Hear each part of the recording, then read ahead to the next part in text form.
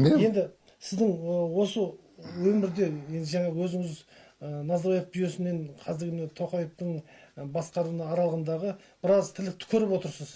Сіз сол әзір біз жаңа Қазақстан болып жаңардық. Айтылуда солай. Сіз қалай ойлайсыз? Қаншалықты жаңарып кеттік деп ойлайсыз?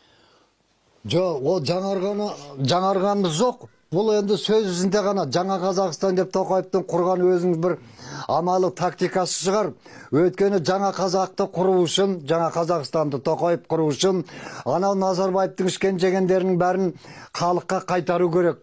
Назарбаевтың ішіп жеп, халықты қанаған інісі Болат Назарбаевтан бастап, сондардың қатындарына шейін, тоқалдарына шейін түгел бәрін жауапқа тарту керек та, соттайтын соттап, оттайтын оттату керек. Одан кейін мына биліктен қалған жүйелерді, мына маймыл, мына 200-ді құбылмалы депутаттардың бәрін тарқату керек та, жастардан жаңадан, жас толқыннан депутаттар сайлау керек. Жас толқыннан. Әйтпесе мына орыстың уын ішіп, орыстың ілімін алып, орыстың білімін алып, орыстың уын суын ішкен мына депутаттар бізді мандытпайды, жарытпайды. Өйткені мына отырған депутаттар одақтан қалған, одақтың жаңағы сідігін ішіп жетілген депутаттар, билікке құмарлар. Енді қазақта олы сөз жоқ, қазіргі оқығандардың, тоқығандардың істейтін әрекеті бір тамағым, бір татағым деп өмір сүріп жатыр.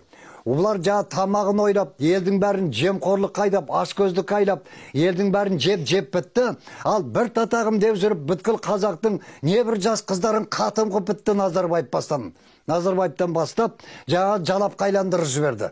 Яғни, бір тамағым, бір татағым деген сөздің мағынасы сол. Мен артық кетсем, ол сөзде ұяттық жоқ деген құрметті ағайындар. Кешіріңіздер, кешірім сұраймын. Асынғаннан кейін, тасынғаннан кейін айтып отырмын.